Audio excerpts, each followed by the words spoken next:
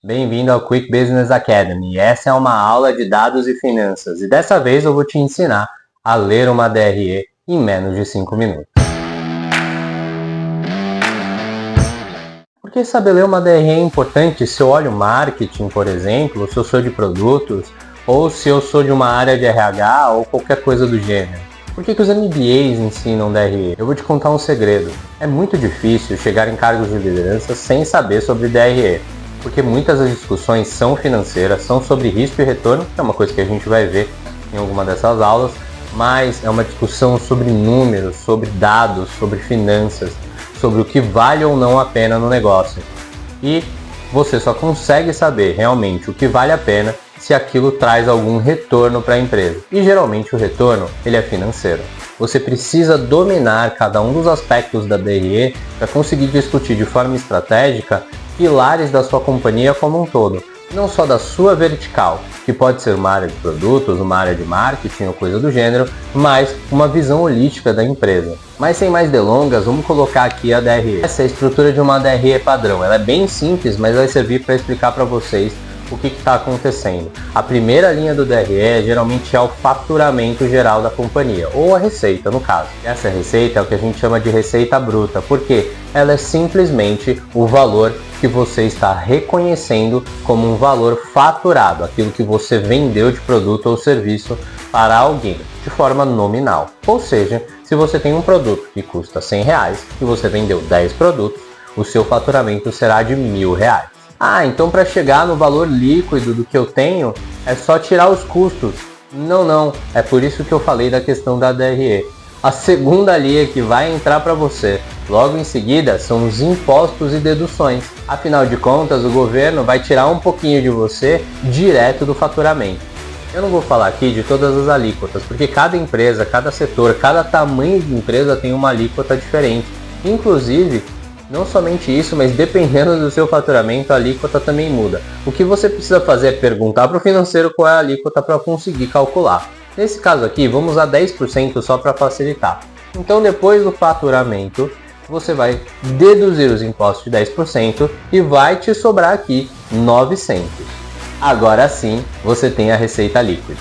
E é dessa receita líquida que você vai tirar os custos, mas os custos, não as despesas ainda. Ou seja, coisas que você consegue deduzir diretamente do produto que você está vendendo. Por exemplo, no caso de um produto, é o custo de produção dele. No caso de um serviço, por exemplo, são as horas que você dedicou, gastas, por exemplo, dos seus funcionários ou da sua empresa, enfim, ou suas mesmo. Quando você deduz, por exemplo, os custos, e vamos colocar aqui que são mais R$100 e sobraram 800, aí sim, esses 800 são o lucro bruto.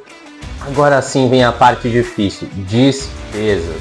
Qual é a lógica de custo e despesa? Quando eu estou falando de cortar custos, eu estou tentando cortar na raiz o que diminui o meu lucro bruto. Ou seja, se o meu custo era de R$100, eu vou tentar diminuir o custo de produção, do fornecedor ou da hora que tem dedicado nesse trabalho para reduzir o custo e ter um lucro maior. Mas já quando a empresa fala sobre corte de despesas, isso já está relacionado a outras coisas que não tem a ver com o produto. Ou seja, geralmente é despesas de escritório, despesas com pessoas, despesas com propaganda, despesas com marketing. Então, se tinha sobrado R$800 até então, vamos dizer que com todas essas despesas, a gente tenha R$500 de despesas e vai sobrar 300. Mas aí, deduzindo tudo isso, você chega no que a gente chama de EBITDA. Então, nesse caso, o seu EBITDA é de R$300. Além do EBITDA, você ainda vai precisar tirar depreciação e amortização e ainda incidir em alguns impostos novos. Então assim, mas o que muda eu saber disso tudo, né? Depois do EBITDA, se você, por exemplo, tiver uma frota de carros e a depreciação for muito maior do que esses R$300, por exemplo, o que vai acontecer é que o seu lucro líquido vai ficar negativo. E aí, naturalmente, você não tem imposto a pagar, você tem crédito de imposto.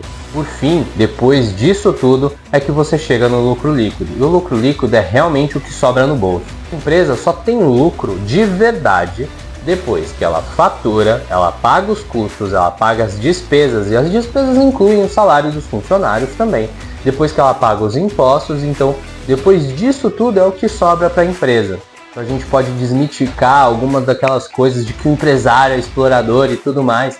Na verdade, ele paga tudo isso antes de chegar no bolso dele. E às vezes o dinheiro é tão pequeno que nem sobra pro bolso dele. E é dessa forma que a gente lê o DRE. A forma mais simples e básica para a gente conseguir absorver esse conhecimento e conseguir usar no nosso dia a dia. Espero que vocês tenham gostado, espero que vocês tenham entendido um pouco mais sobre DRE.